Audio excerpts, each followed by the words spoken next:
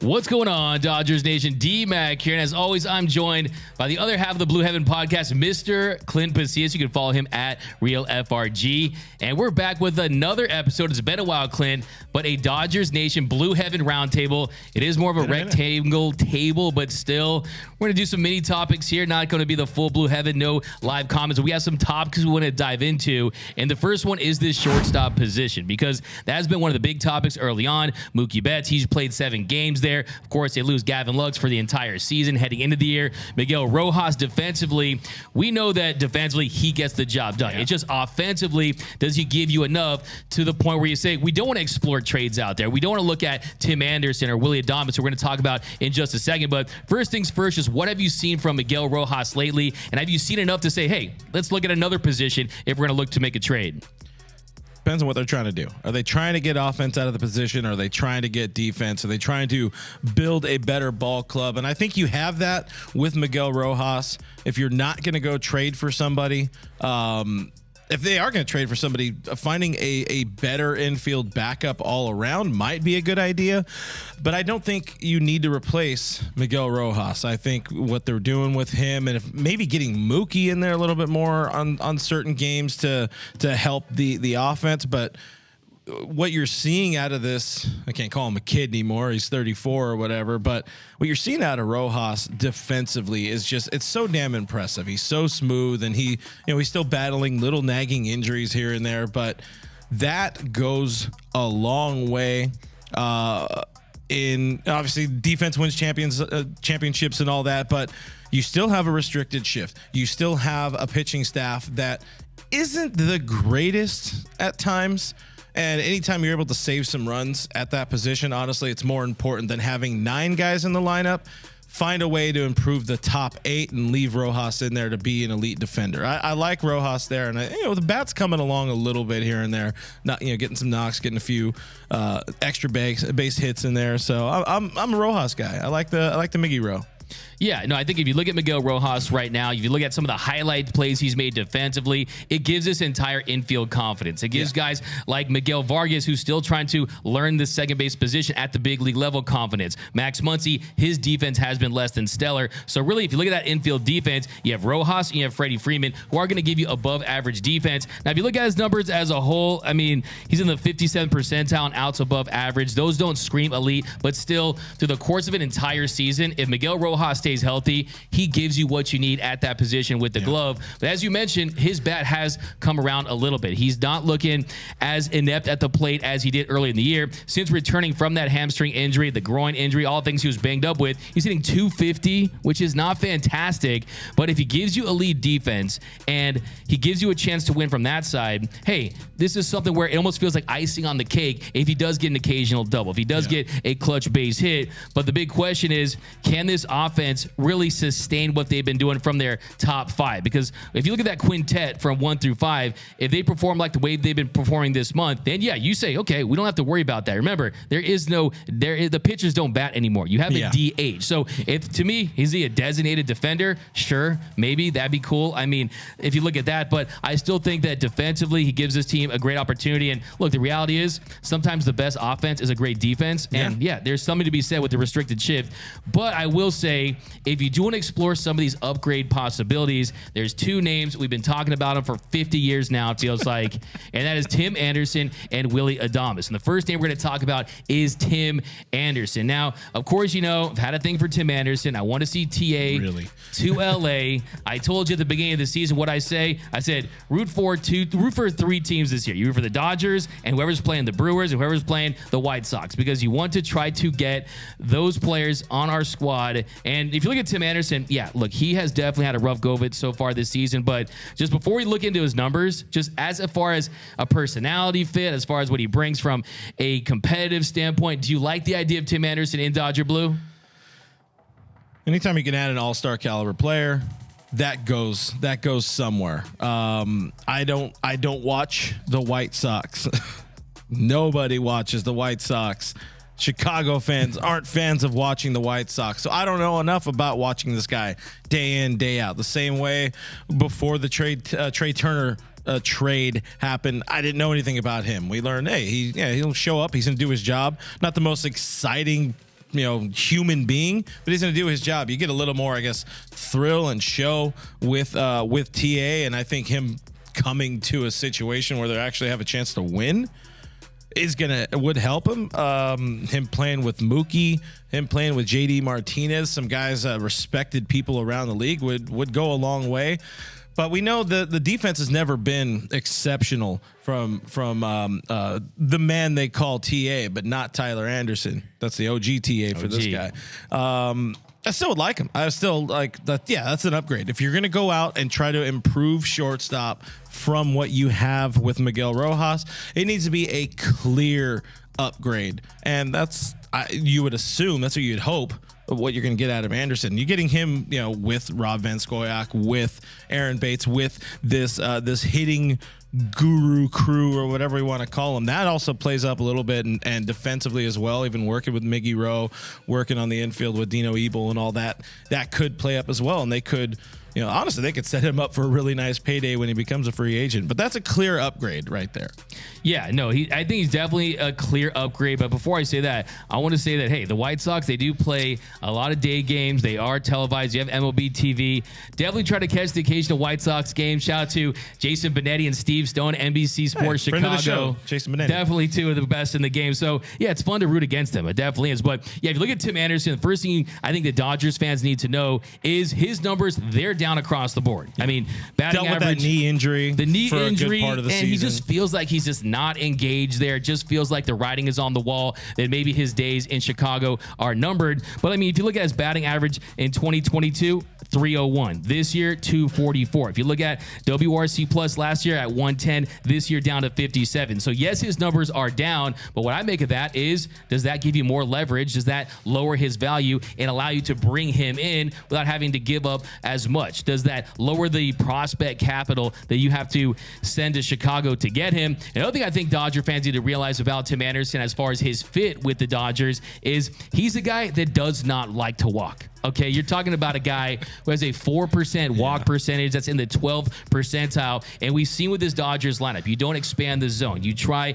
to work that pitch count up. And Tim Anderson, if he's not hitting and he's not walking, then he's not contributing that much. So what you really need to bank on is that a change of scenery will change things for him and turn his season around. And also, too, where does he fit in with his Dodgers lineup? Because we know he likes to bat leadoff. We also know that Mookie Betts loves to bat leadoff. And although I have been kind of on the move Mookie down in the lineup at some point in his career because I want to see him as more of a run producer with the uptick in power, still, if Mookie wants to bat lead up in the success that he's having in the month of May, it'd be tough to move him off there in the leadoff spot for TA. Wouldn't you agree? Or what do you think on that? Yeah, no. Mookie Betts is your leadoff guy. I don't think they're going to change that. I don't think you can really change that 1-2-3. It's so successful for this team to open the season with Mookie, with Freddie, and with Will whenever he's in the lineup. Can't change that. You can't change that, especially when you look at the production that they've had and the fact that when you have those top five in the lineup, which we're going to talk about in a second, they're one of the best lineups in all of Major League Baseball. So do you even need him from an offensive standpoint? Because defensively, he's been terrible. He's in the 9th percentile in outs above average.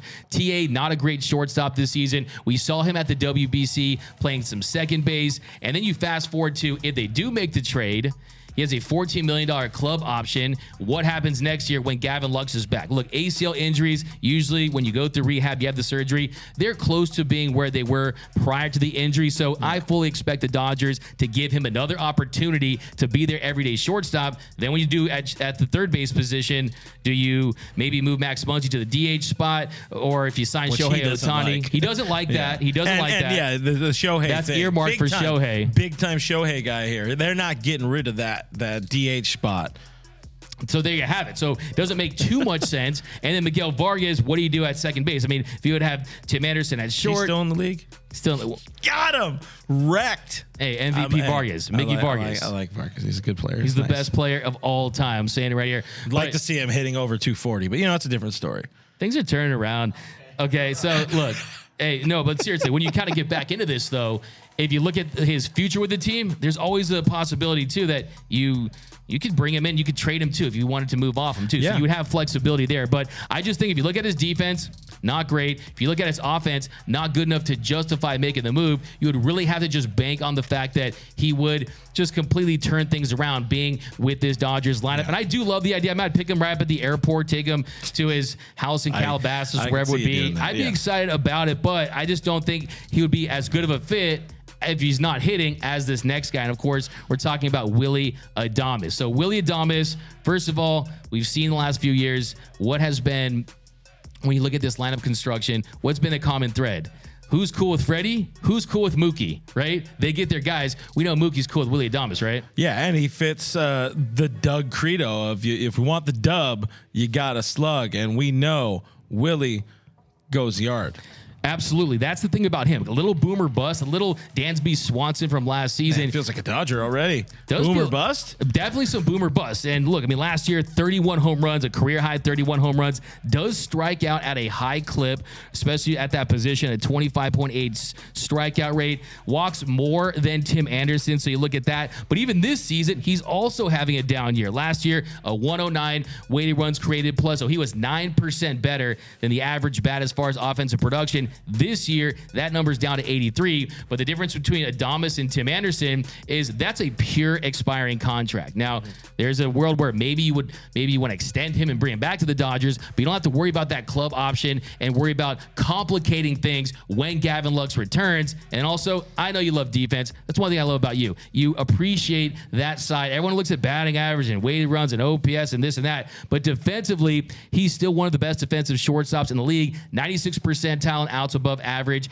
and I think he would be a upgrade offensively to Miguel Rojas. Provide some pop, provide that charisma, that je ne sais quoi, that certain flavor in the lineup. I think he'd be really popular amongst the fans, and I think he makes more sense right now than Tim Anderson. But what say you?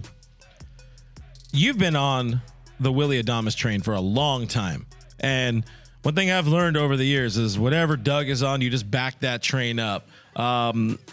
If they're able to pull this guy, yeah, that's the guy. That's the guy you would want. But going back to what you're talking about with Lux, that's the future. In a way, they want to give Lux at least a season, 2 seasons, because he is coming back from an ACL injury. When he does come back in 2024, it's going to take him some time to figure things out on the field and at the plate. So 2024 isn't going to be exactly the best springboard year or whatever for Gavin Lux, but you don't want to handcuff that position. So you do get that option or whatever, like you were talking about, kind of a one and done guy. But then why are you trading for that for 1 season? How much is it going to cost or whatever? I went off on a different tangent there for sure, as I usually do. It's a round table tradition. It's called I'm going to let him talk, and then I'm going to start saying words, and we'll figure it out somewhere along the way. But if you're going, if you're looking to upgrade and you have any of these options, you're like, the Dodgers are set. We need a new shortstop. You would definitely go Adames over Tim Anderson.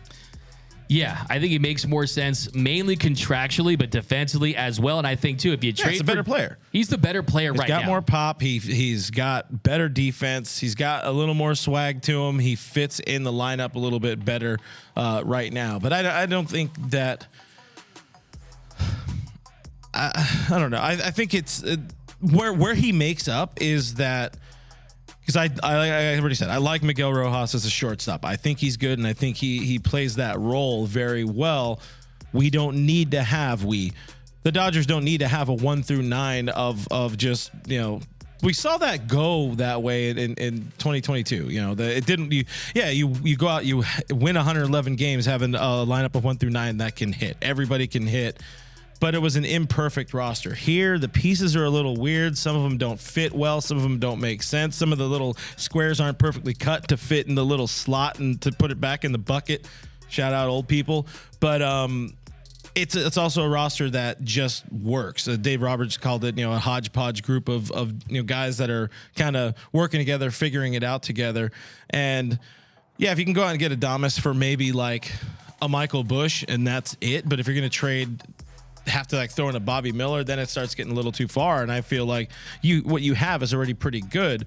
But if you do get him, then you start to get a little bit better backup optionality with Miggy Rowe playing some second or third or whatever it is, giving yourself back, because that's where they need the help. They need the help on the bench. The bench is bad. And the backup options at short are bad because they don't want to play Mookie there full time. Yeah, exactly. They don't want to play Mookie there full time. And I do think it's pretty interesting when you look at Mookie's numbers at shortstop. I mean, they're through the roof. He has a 333, I think. 33, right? I think the OPS over 1,200 when he's playing shortstop. 1322. That's a man that is engaged playing that job, playing that role. Yeah, no, I mean, it's definitely, and as you see, 8 RBIs, 3 home runs, 3 doubles, even the power numbers are up as well. A 905 slug, but hey, that's a very small sample size. I think it just came at a good time. But I think one thing the Dodgers really kind of looking at right now is, both these guys, you really should be able to get value out of them. You mentioned Michael Busch, you mentioned Bobby Miller. There's no way on an expiring deal that they would be looking for a king's ransom for these players. Maybe if they were playing like they were in years past, when we know that Tim Anderson, he was really the Babbitt merchant, when Willy Dominus was really having a career year. And look, we know that Andrew Friedman, he does not like to buy when he has to overpay. He likes to be Andrew Fleeceman. He likes to get the Halloween candy the day after when it's on sale. Yeah, he doesn't pay that Dodger tax. And there's a Dodger tax around the league. They want at least one more prospect. I mean, even the Trey Turner, Max Scherzer deal was kind of rough. That's 2 top prospects. Luckily, that is traded from a position of incredible depth with Gray and Ruiz not really having a spot on the active roster with the Dodgers. Yeah, and it kind of looking back, kind of turns out, I mean, of course they get Gray in the deal with the Reds, and they kind of turn him in to a chip. And Ruiz, another guy, they realized they had Cartaya, they had other catchers coming up in the system. Will Smith's pretty good. Will Smith, he's not bad himself.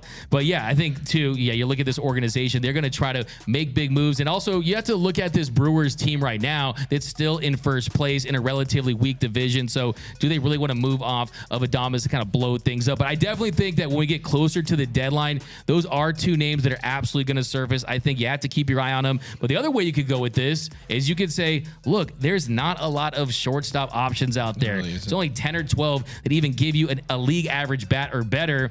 The other route you could do is you could look at an outfield trade. You could look at an outfield matcher, because there's currently an outfielder on this team that hasn't had a hit in like 50 million years in Trayce Thompson, who is looking like he's headed towards the DFA route. He's over his last 38. He's hitting just above 100. Yeah. So I think clubhouse guy there. Yeah, that's I've definitely ever seen one. That ain't paying the bills, okay? So yeah, if you look at Trayce Thompson and what they could do with that position, I get a lot of requests for this name, and his name is Nick Senzel of the Cincinnati Reds. And yes, he does mash lefties. There's no doubt about that. Hitting 1207, has a 1207 OPS versus left-handed pitching, but he's still a below average bat at 88 OPS plus. Hits 175 versus righties. He's hit 4 home runs. He's an interesting option, but I mean, I don't think that they're going to go out there and make any move for just a move on the margins if it's for a below average bat. I mean, do you think Senzel makes sense? Not necessarily. I mean, it feels like you're really forcing, and also that's a bench bat. Wouldn't you want this guy to be kind of a starter? He's not. I mean, we are kind of starting to tiptoe into James Outman conversation era, so you do start to worry about that a little bit. But that sounds like a conversation for another show.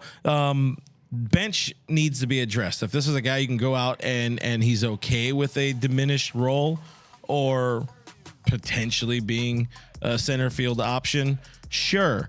But getting somebody that's going to be better than Trayce Thompson, 1,000% needs to happen. Or somebody, honestly, that can be better than Chris Taylor needs to be in the conversation as well. Because CT's, after a nice little stretch, back down in like the lowest rungs of the gutter. The bench is bad. And then you have Austin Barnes. Barnes, he's going nowhere. He's also having a hard time hitting over a buck. The Austin Barnes line, as it's known now, the 100 or less aisle. That bench is ugly, dude.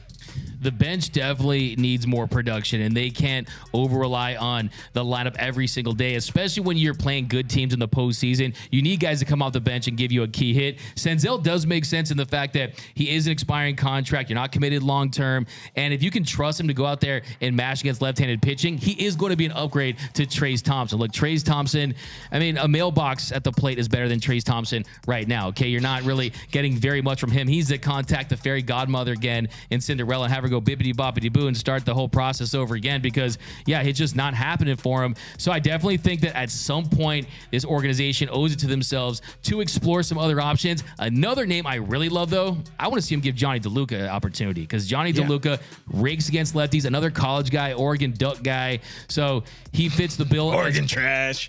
Oregon trash, quack, quack, quack kills. But, you know, look, I mean, Johnny DeLuca is someone that I think you give him an opportunity to because he's fast, he's dynamic on the base pass, and yes, Al Outman is going through his slump right now. He's going to take his lumps, and Miguel Vargas early in the season. But at this point, I mean, you've seen Bobby Miller, Gavin Stone. At the very least, they know that these guys, yes, they're not going to be perfect, but they can get something from these guys down at the minor league level. Yeah, you mentioned DeLuca. You could also mention Andy Pages, who's right there. Both of them just moved up to AAA.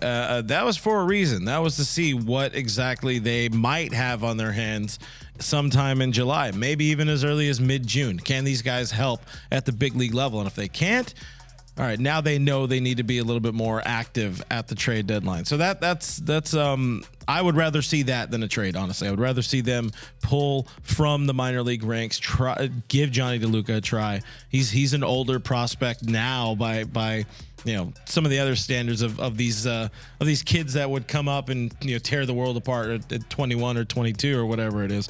I like the idea of going that route rather than bringing somebody else in, because you also probably need to trade. Maybe you need to trade somebody from the big league roster to pick up somebody like a Senzel. You don't know exactly what Cincinnati's looking for, but I agree with the Johnny DeLuca angle instead of a Nick Senzel. But I know you wanted to address that because your fine crowd, your fine fans ask you for him all the time. And, you know, absolutely. And to your point about bringing these guys up, I mean, now is the time. Now if you're going to do it, bring the guys up now, evaluate them before the trade deadline because you can see what you're going to get out of them. And if you don't have them, you go to market. You go to see what you have. Go ahead. No, go ahead. I was going to say, and I think we are going to see more of that in June.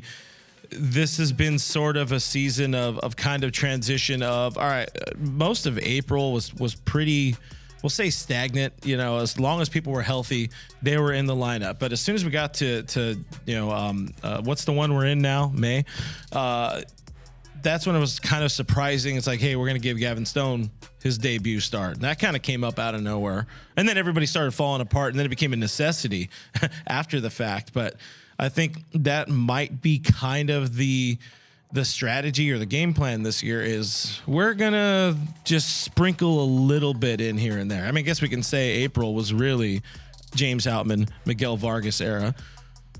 May is the era of the pitchers. Well, maybe now we need to try some more guys from the minor league ranks. It's not going to be somebody like Michael Busch. We know he doesn't fit on this roster.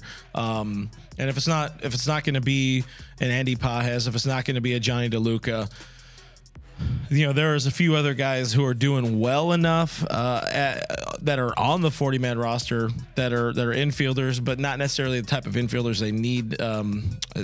Who is it? Eddie's Leonard, and the other name is escaping me at the moment. But beyond that, you have other pitchers down at Double-A. Nick Nastrini, who, you know, we talked to a little bit at spring training.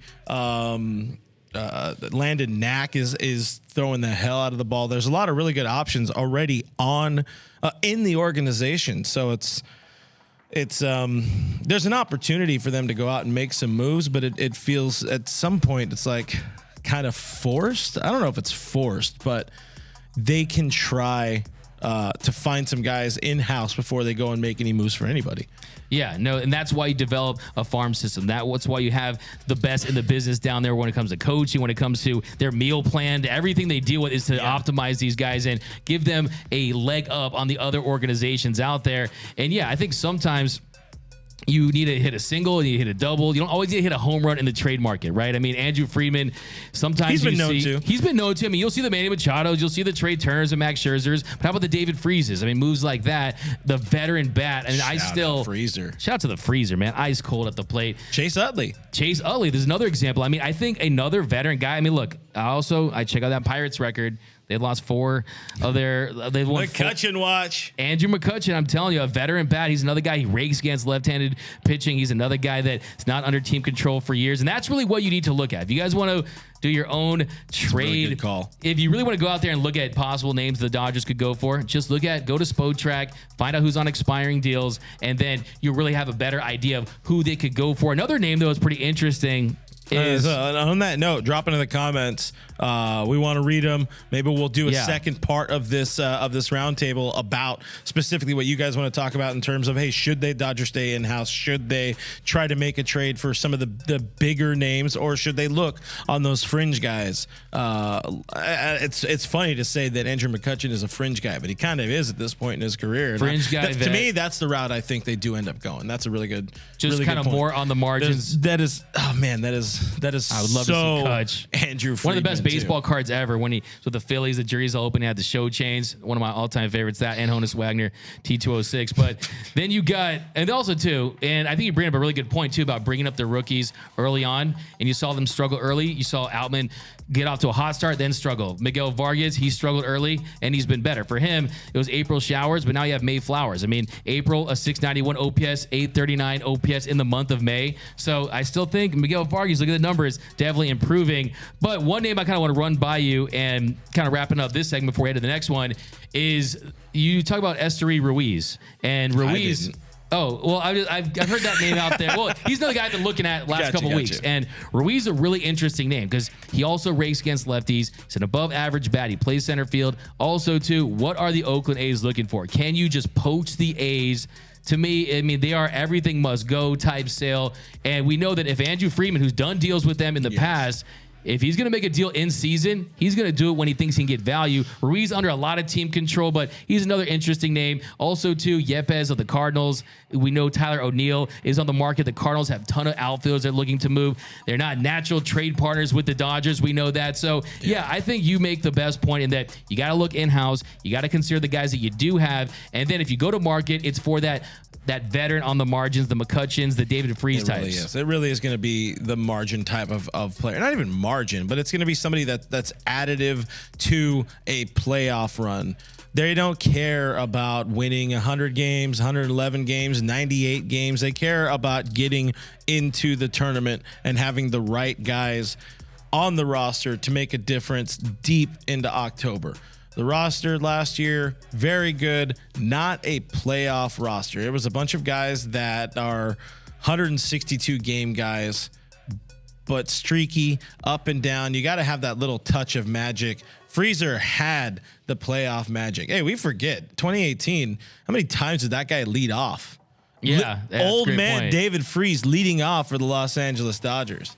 Yeah, no, that's a great point. And like you add what he did in the locker room as a clubhouse presence, he still has a relationship with all those guys today. And that's something Kutch could be. I mean, it would be imperfect in the fact that you would have two. I mean, I guess you can kind of stash him in left field, but hey, let's be fair. David Peralta is doing pretty well since the start of May. You know, the bats come alive. Andrew McCutchen at this point in his career is not a center fielder, but maybe he can still stash him in right, and maybe Mookie will be happier playing some center field a little more often. In that scenario, though, it sounds like him kind of playing James Outman off the roster. I think he'll figure it out a little bit more. I hope he'll figure it out a little bit more, but I want to win. Yeah, I think he will. I think this is an important part of the process for him. But yeah, to your point, McCutchen has primarily been used in the DH role, and we know that's plugged up by JD Martinez, who's doing a great job at that right now. It's been fantastic. But yeah, David Freese, shout out to him. OPS of 1,028 in his 2 years with the Dodgers at 98 games. Love me some Freezer. But next we're going to talk about. Nice to meet you. Yeah. No, I'm sorry. That's one of the great. That's an underrated Batman. That's an underrated Batman. That's an underrated Batman right there. But yeah, so next we're going to talk about though. So if you look at the trade market, I think we can pretty much accept at this point that it's not going to probably be a home run. I mean, Brian Reynolds under contract. I mean, we'll see if names emerge, but unless there's an injury. If there's an injury, then they're going to do that. If they have another Gavin Lux level injury, they're going to have no choice but to go and try to find somebody. But yeah. And also, I think they're going to prioritize adding another reliever and possibly a starting pitcher. And we're going to address that in a whole another episode. This guy wants this year's Chris Martin. I want this year's Chris Martin. That's all I'm after, right? Yes. And look, I think too, look, you don't want to add any credit card debt. They've maxed out their credit to debt ratio. You want to maintain that flexibility for my boy Shohei when he becomes a Dodger next year. But